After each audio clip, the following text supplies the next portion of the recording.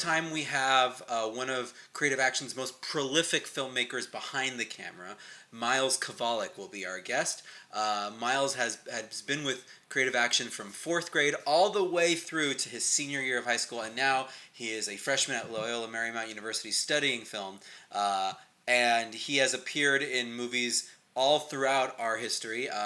His most famous appearance on camera is from a movie called Uncle Nino, so we're going to kind of focus on that film a lot today. But he also directed films. He was camera person on films. He was a member of our youth cinema collective. So we're going to talk about his whole career at Creative Action, and we're going to list all the movies down below in the links. So go ahead and take a look at the ones you want to see, and then come back and talk to us. Come back and join us to talk to Myles Kovalik, who has all sorts of stories to tell about his time at Creative Action as a filmmaker. We'll see you in a bit.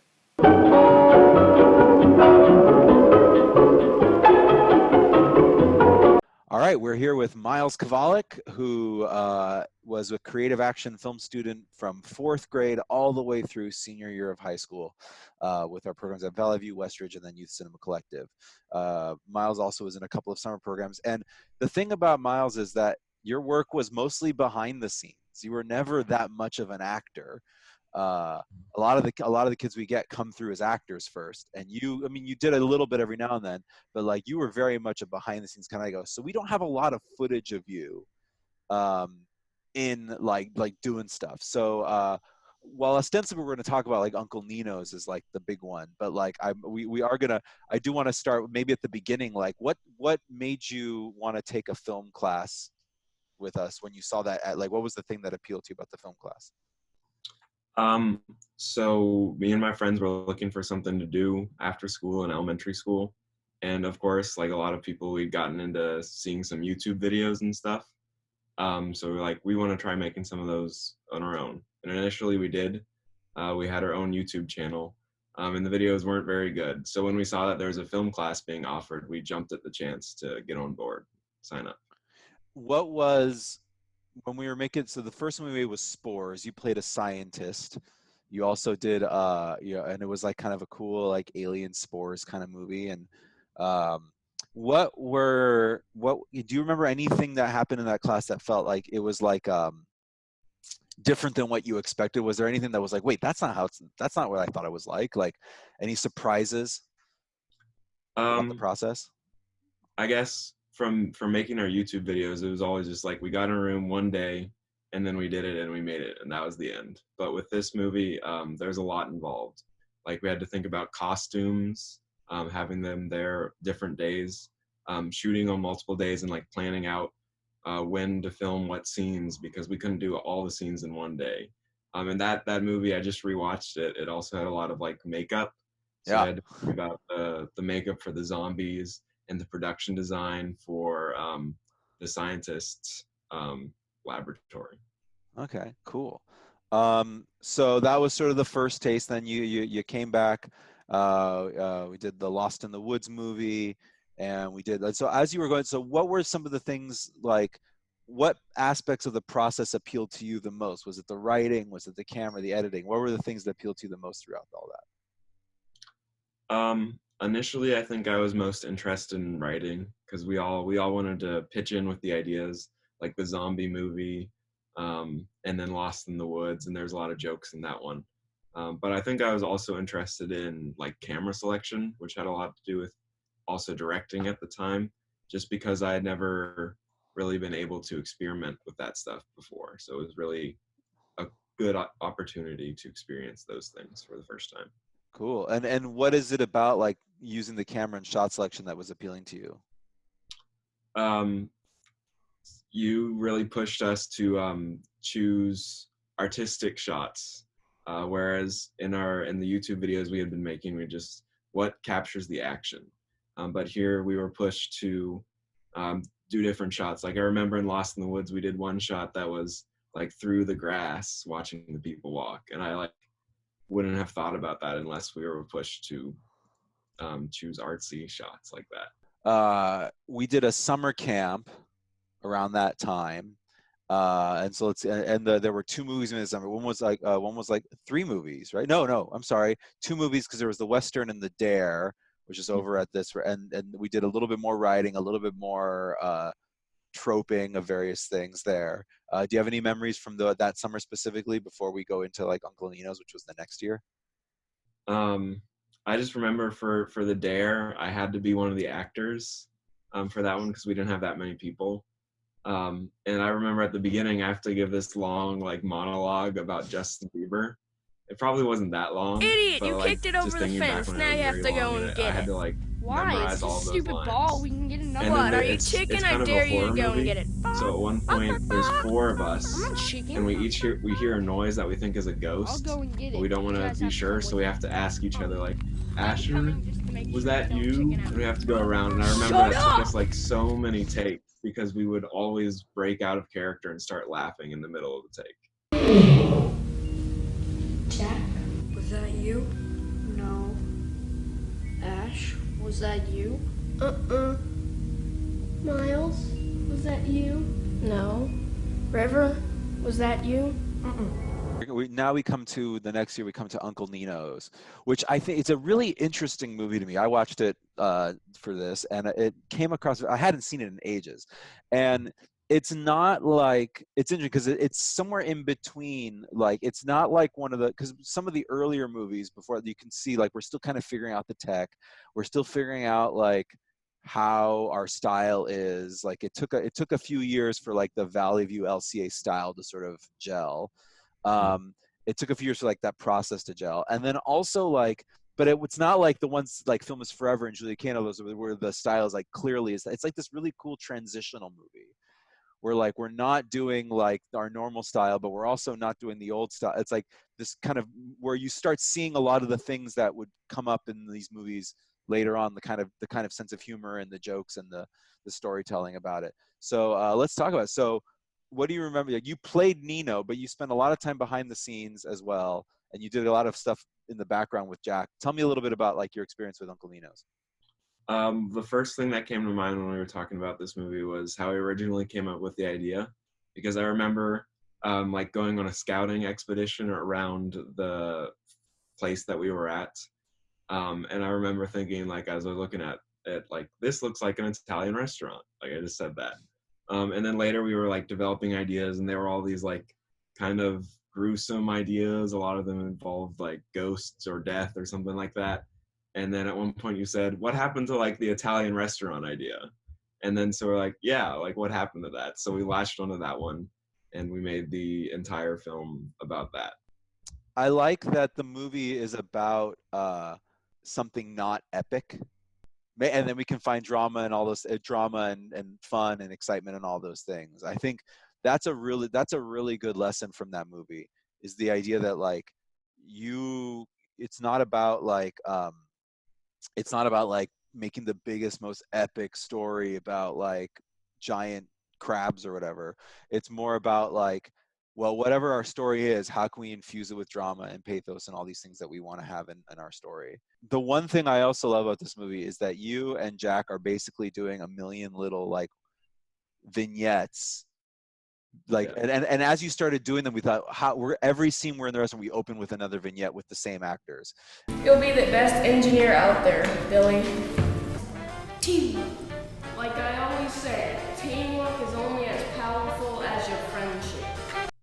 That was a lot of fun. I remember we were just thinking about all these movies we'd seen, and we were trying to like come up with what's a spoof of that we can do with me and Timo and Jack. And we didn't have Jack ended up having to play all the female characters, so he's like always in a wig. There's a part later in the film where he plays like a grandmother who like demands the lobster thermidor. I would like the lobster thermidor. Yeah, Lobster Thermidor came from Carrie Boyd, who was the other teacher in the room. She somehow mentioned Lobster Thermidor, and that was like that's such a Carrie. I read saying it because that's such a Carrie detail. It's very much on point for her. I also really liked. I think about this movie occasionally because the movie Cats just came out, and I was unfortunate enough to see it. And immediately what came to my mind is we had the scene in the movie where the grandmother asks to hear memories from cats, and I had never actually heard that song, but I kept on thinking memories, memories, marriage is a definite memory. So I looked, and I was credited as the writer, and I found something that I had in my room. This Okay. is actually like the script I wrote for myself as in the opening part where I play Uncle Nino. Wow. So I still That's have that. amazing. That's so cool. Hang on to that because just word of personal advice. Hang on to that kind of thing because I have a few things from those days. I have one of the Bakelite bracelets from Julia Kane. I have the stationery from Camp We Don't Want Ya. I used to have the tiara from the Queen, but I don't have it anymore. I think it broke. But like those kinds of little things that you have that are like little props and mementos, when you're 30 something, you're gonna love that you have that. That's gonna be really, really. You're gonna see that and be like, oh yeah, that thing. That's really cool that you have that. You kept that. The other big set piece in the movie is the food fight. Mhm. And you guys are lucky. The first and last food fight that I would ever do for creative action, and Carrie and I both vow we will never do another one again. Tell me a little bit about how that went down and what your memories of that were. I think that was the last scene we filmed because Yeah. it totally like destroyed the area that we were filming in. So like we only have one take of this, and we're gonna get spaghetti all over the place. But it's gonna be this epic climactic moment and might ruin the food critics experience of it. But I was rewatching that, and in that scene, I play the father to Jack again, who's again plays a female character. I was like watching it, and there's like a part where he put spaghetti in my fedora that I was wearing in my hat. And that was just an odd detail that I remember. But it was a lot of fun, and we had my friend Kyle. He was playing Spider-Man, so like Oh comes yeah. across the shop and he like throws the spaghetti like Spider-Man. It was a lot of fun. I think that's cool. The idea of like we're going to have these characters, we're going to set these characters, and then each of them is going to participate in the food fight in a very character specific way, which I think is a nice little detail. When you have these kind of really broadly drawn characters who are very obvious, sort of like different from each other, if you want to have them all be in an activity together, I think it's a good lesson to like have each character do it in their specific way.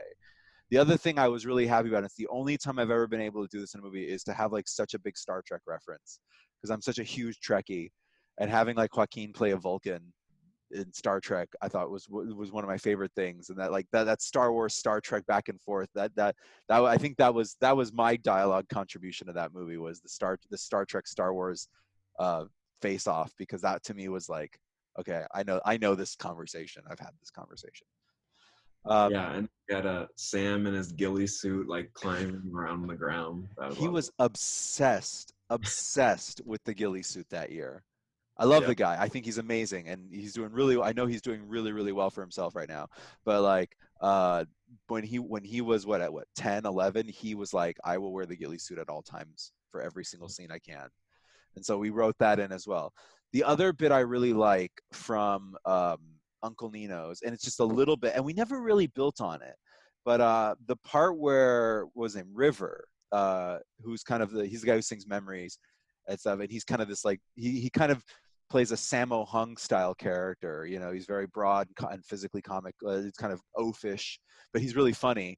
And there's a moment where he's like, "Where'd you get the lobster?" And he's like, "You don't want to know." And they cut to him like with his arm in the water, like going, why?" And we had this music in the background. You don't want to know. And that kind of like quick cutaway and back, like that was the first time we'd ever done anything like that. And I thought that was a really slick move. Yeah. And it came from the show Arrested Development, which I had worked on. And so like they have a lot of those in Arrested Development, and that's where that came from. Was like say the music, especially, that was an Arrested Development riff. But we never did anything like that. But I really liked that movie had for the first time a lot of those kinds of like, we're gonna put some stylistic touches on this thing that we really haven't done before. Yeah. For example, the thing that Timo did with the traveling by map, where he stop motion animated a line going across the map at the beginning for when they travel to the restaurant. Yeah. Just we tried all different types of things in that movie, and some of them worked. I think most of them worked, but some of them didn't. I really love, and we did a lot of like really severe color correction. There's a lot of orange and blue, and like just kind of making it a little bit more like I think y'all did a really good job of transforming that space. And it really felt like a set, you know, it felt like here's a set that we're on and we have to clean it up when we're done, and like cleaning this, because the other thing I remember about the food fight was that it was basically all spaghetti, just like that's all we had. And so, but what happened was as we ran across the set and stuff, we stomped on the spaghetti into the stone ground floor. So in addition to picking up the spaghetti, we had to like grout out the spaghetti from the floor because it was a textured like stone tile floor. And so now we know, like, use tarps. Yep. That's what we learned from that. Use tarps. There is not a mean bone in that movie, and I really, really appreciate that. I think a lot of times movies can be really cynical, and I really like genuine. It's very genuine film, which is, I think, why it has stuck in our memory more than, for example, like The Dare or the Western one, although those are good. Like, I think that one, there's something about its heart and its aesthetic and its style that really kind of sticks in the mind, about like stays in your brain a little bit. I one more thing at the end when the Kyle plays the food reviewer. I just love the way he says, "And you're watching On the Fork with Wilk Jennings." That's just like my favorite part of the movie because he's like smiling and he's so happy, and then On the Fork with Wilk Jennings. I like. Where did that name come from? I have no idea. That detail is great. That detail is great. So we then moved. You moved to we had a program. So that was an elementary program, and what happened was a lot of those kids got older. And when you were in 7th grade, you didn't have it in 6th grade, but when you were in 7th grade, you were able to join the middle school program at Westridge and sort of continue the education. How was that jump for you as a student? Like, now, instead of doing like these kind of dinky middle school, like elementary school kind of not silly movies, but films that were a little bit more elementary school driven. Now we're doing middle school movies. We're thinking a little bit more intentionally. We're doing a little bit deeper stuff. How was that transition for you? I think that we had a lot more like control over the final products in that case, because you let us. We had the main class, but you let us like split into our own groups. So each of us got a little bit more time on their own films. So I think there are some more films in that time period where we did make mistakes and they didn't turn out amazing. But I think that was a really good learning experience for me and all of my classmates. What were some of the things that you struggled with as a filmmaker during that time? I think when we did the class sizes were bigger at that time, so it was harder to have like more individual input. Like I remember during one film, me and Sam felt like we weren't doing a lot, so you actually let us go off and make our own little short experimental film called Drip Drip, which I actually had a lot of fun doing because it's very experimental and there's no story, but it's like a tension build that I really enjoyed doing. People like focus on making narrative films or like YouTube type films, but that's you're gonna need more experience than that if you're gonna make actually like important films. So I think experimenting with the form like we did for Drip Drip and LED, which we got to shoot on actual film. I think those experiences really helped me grow as a filmmaker.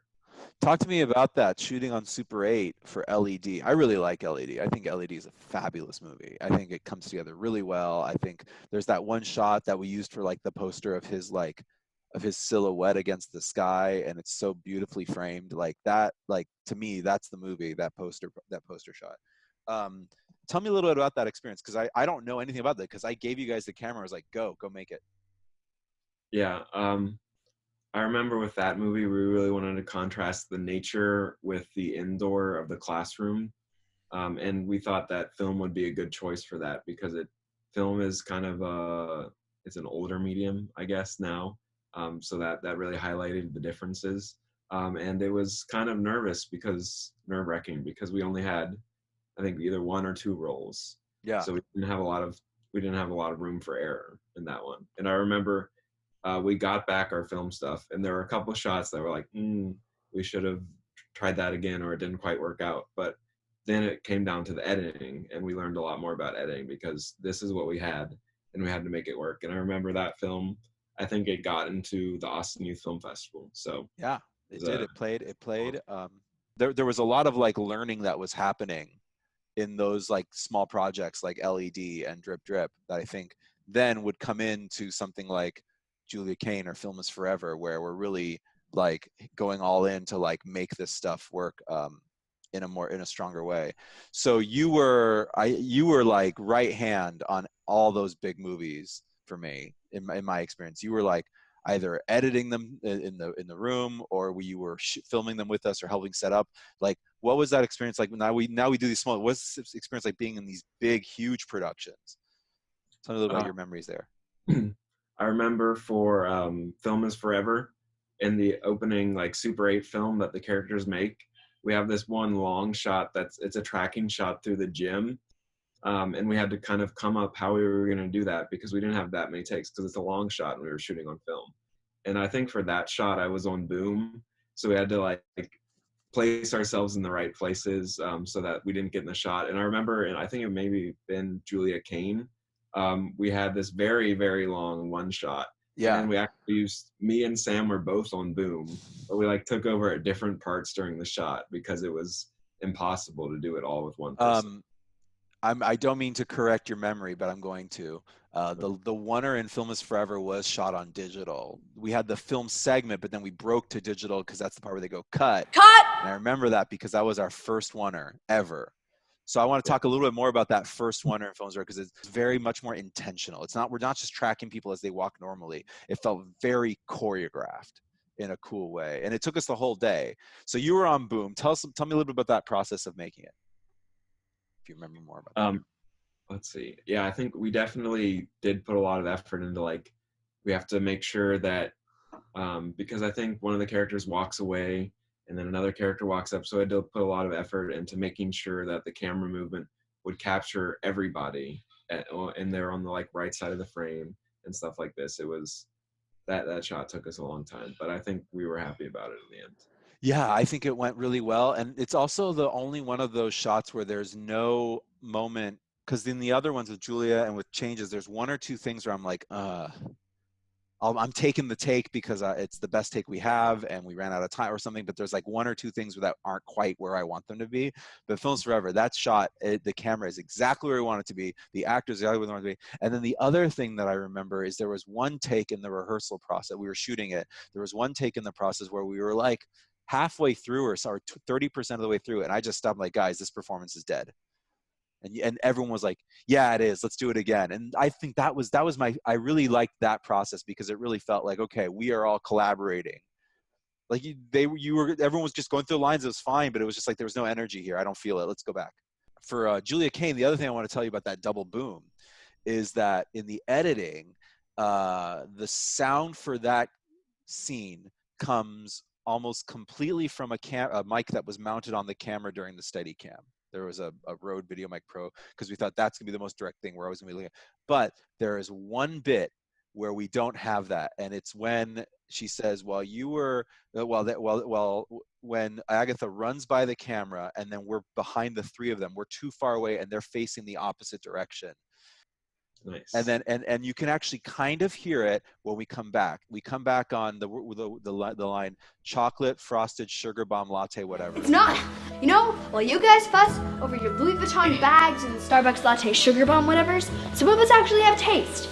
Kind of it, but it's totally seamless, and thank God those booms were there because we definitely used them. Looking back on your middle school career, so when was the moment that you sort of decided like that this is something that you want to do for a living, for a career? I think that goes back to when I got to see 2001 A Space Odyssey, which I have a poster for right there, in the theaters for the first time. But I think this class really helped me decide that I want to do that, because if I didn't have this class, I wouldn't have like an outlet to be making films. So I think that film inspired me to join the classes and to reaffirm that I think this is what I want to do. What is it that you like about 2001 that is so special for you? That was the first time I've been in the Paramount Theater, which is it's a really special theater. But I think that setting and that movie in particular, it really creates this sense of awe within the viewer that sticks with them much after they leave the film, which is very unique. Is that so? And is that the kind of work that you're interested in doing now? I think that kind, and I've also been getting into more like new wave films and stuff like that. So I think it's finding a medium between those two, between creating a sense of awe, but like character focused. because Yeah. 2001 is not very character focused. You're in middle school, you're finishing up middle school, and now this teen program comes up, the Youth Cinema Collective, which you joined in the spring semester, the second semester. You were a freshman in high school. And talk to me about that transition now. Now, instead of doing filmmaking after school, we're doing evening filmmaking with teens from across the city in a very different milieu. What did you think? With that, it was a different setting. Like, it wasn't my own school. I had to drive across the city. But I think in the end that was very beneficial, because before it had been more about like, oh, I'm going to make some movies with my friends. But now it was, I didn't really know anybody there. So I had to make new friends who all wanted to center around this filmmaking aspect. So I think that was a very positive outcome of that, is that I made a lot of friends that I wouldn't have had otherwise while making great films at the same time. You struck out on your own, I think, for the first like true, like you've done projects on your own before, but like this is the first one that was like, this is Myles's movie, was a movie called Painting in Time. And it turned out really well. Can you talk a little bit about like the process for that one? It was very ambitious, and I remember you were saying we're never going to do another movie like this, because it followed one character over 3 periods in their life. So we had like elementary, middle/high school, and then an adult version of the same character. So we had to cast 3 different actors for that. Yeah, that was very stressful. It was very stressful. We had a scene at a school, and it wasn't my school, so it was like hard to get in there. And then I remember like I lost my key and my phone died, and all the actors were like relying on me. But then I borrowed a charging cable from like the secretary there, and we were able to get that scene off. But it was a much more like I had to kind of pull that film through, and it was a very nervous experience for me. But like you always say, if you don't like your film, then nobody else will. You have to be the person that advocates for that film. And I think in that class with the fall projects, you really give us the opportunity to create our own films and then pull those through until the end, no matter what that be or however closely it matches the original vision.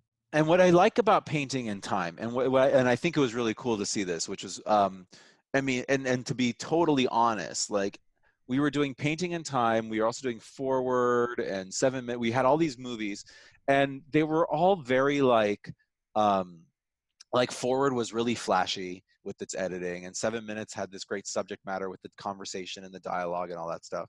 And then we had like Wounded, which was really, really like stylistic and with the rotation, and yours just kind of doing its thing, Painting in Time. We didn't see any of it until you showed the cut, which I think was really cool. You kind of kept it to yourself for a little bit until you showed the cut, and when everyone saw the cut, we were like, oh my God, this is awesome. Like, not that we didn't expect it to be great, but there was something about like making a movie about gentrification is a difficult ask, right?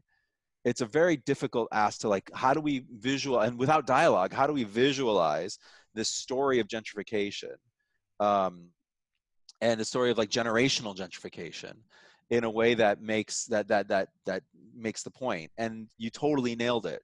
Can you talk a little bit about like how did you process that idea of gentrification and like and making a story without dialogue, visuals only, about a subject matter that's kind of difficult to talk about? Yeah, I think definitely that the visual storytelling and without any dialogue is definitely inspired by 2001 a little bit, because I had to think without dialogue, and that movie has a lot of scenes without dialogue. But then also, I think the location where Creative Action was at that time, it was in a very much like gentrifying neighborhood itself. And I remember driving through, and we see these like new apartments being built, and we actually included a shot of one of those apartments being built in the film, to show, because I was in East Austin, I was able to see more of these things, and because I had access with peers from all around Austin, I could listen to their stories as well. And I remember we filmed, now I'm remembering more of that film now, and we filmed the first scenes in my house, because that was the only place available. And that was another example of like when I had to pull it through, I had to find that location. So I think telling this story was, I definitely didn't want to tell it alone. So I had Andrew and Maria really helped me out with coming up with a story development there. Yeah, that's great. I think the other thing about that movie is, and I think it was something that I really have appreciated from you specifically, is that it was really not the start of, but kind of the real beginning of you using your talents in the service of telling stories that really matter. Whether you were editing, tokenized, or I Am Here, directing Today I Feel, like working with other people about, and not necessarily stories that are about like you, like autobiographical things, but like lending your talents and your privilege to something, to causes that really matter to you, and becoming sort of a filmmaker with a purpose. Can you talk a little bit about that? Definitely. Like in the fall films, every fall I tried to work on as many films as I could because I wanted to see these films executed to their maximum potential. Like I remember um, last year working on Water Lilies. Like I really wanted to help Maya make that film a reality. So I really sat down with her. I helped her with the cinematography and all of this. And I think it's important when you have a talent to lend that to people who need that, or help other people tell their own stories. That is really important. That's one of the reasons why YCC is the way it is because we really want that. We really want that that that mix of people who can lend their talents to each other's stories and provide perspectives. Um, and certainly like your influence was felt throughout all those films, which I think it was really cool. So then we started working on these big movies like Tokenized, I Am Here, and Today I Feel. And now, if I recall, you were the editor on Tokenized and I Am Here. Is that correct? Yes, I think so. Okay. So that was the first. So you did these edits. Talk a little bit about that process editing, because at that point we were just like, he's just editing. We're just gonna send him off and bring the cuts in. Definitely a lot of hard work because there's a lot of pressure on me, but I signed up for it, and I think it was good that I had that pressure on me because it really pushed me to come up with a fast cut because we had a lot of scenes and they had to be done by a certain time.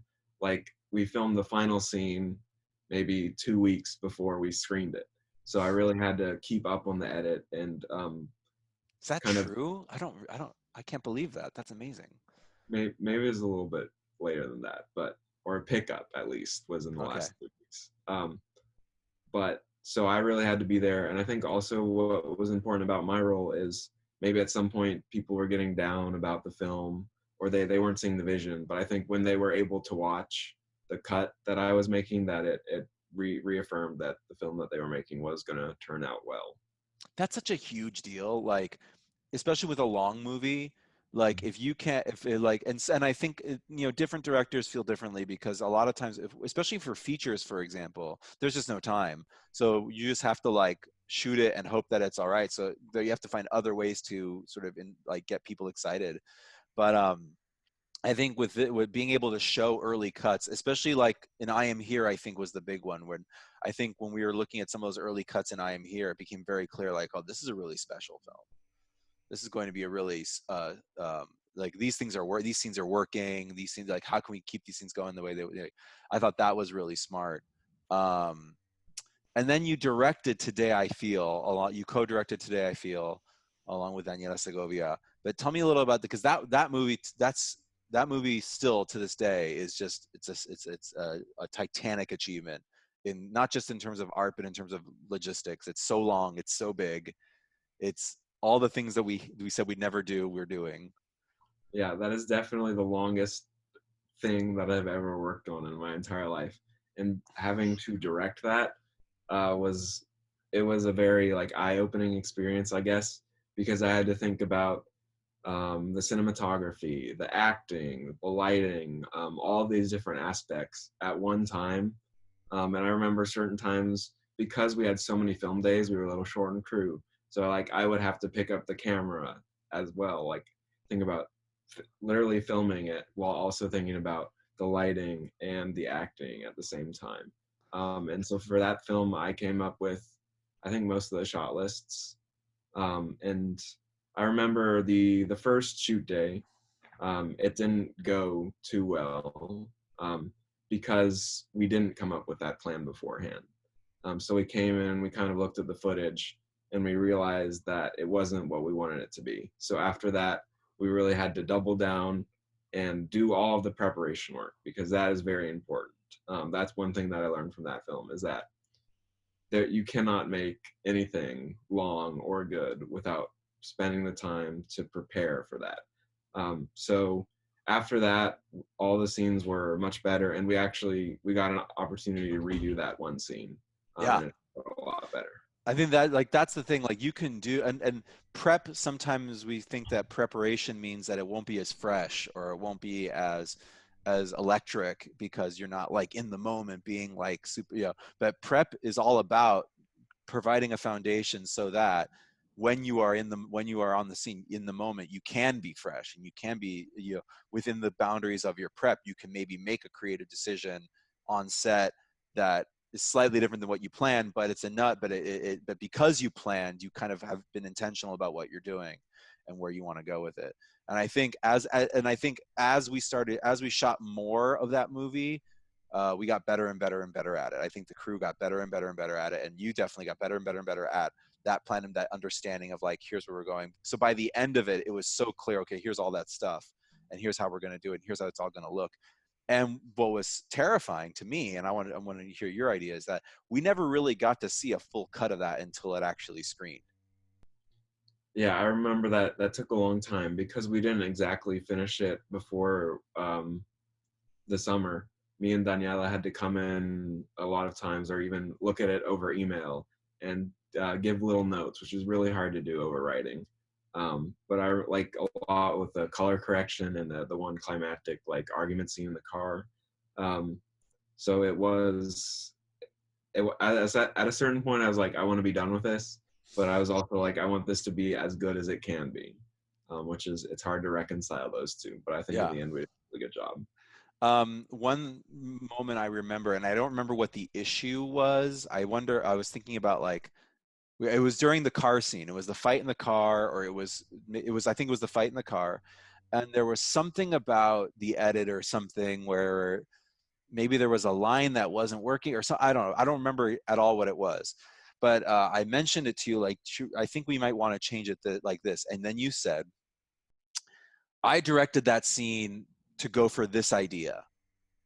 So let's see what we can, and I love that, because you had never said it like that before. Like it was more like, because most of the time, with even in high school with student directors, there's a vision, but it's not articulated, it's not intentional. When you're on set, it kind of goes out the window, and you just kind of have to get it done. But for you, you were like, I directed the scene with this idea in mind, and this style in mind, and this way of delivering the lines in mind, and that kind of thing. And I loved that ownership. That was really strong for me. Can you talk a little bit more of that philosophically, like why it might be important to think about that as a director instead of just like kind of going through it? I think when you have an overarching goal, or something that you're going for with a scene, it really informs everything else. So the lighting, the cinematography, how you tell the actors to deliver the lines. So then you can allow them to improvise within that setting, but you're always going for that one overarching goal for the scene. And I think that's important to think about, because without that, like, what is the point of the scene? Why does it exist? Yeah, and I think sometimes we write these, and I think when sometimes when people write these scenes, they know what the goal is. They know that they if you were to ask them, really press them, they could get there eventually. But when you're directing in the moment, you don't think about that. You're just like, better or worse. You just think about, like, but what does better mean if you don't know what the objective is? Like, what are you trying to get through in that objective? And that's a skill you have to hone over time. Yeah. I remember for that movie, you gave me the book on directing. Oh, great book. That really informed how I was doing. And I actually lost the book, but I bought you another copy of that. But that one really informed how I directed that, and that still informs how I direct scenes today. I mean, can you give some details about what you learned from that book and what those techniques might be for some of those watching who want to direct? Yeah, so that book talks a lot about goal-oriented directing, and it gives you a list of verbs, because you want your actors to be able. You don't want to tell them this should be happy. You want to tell them, do it as you're smiling or stuff like this, because that happy is not a playable direction.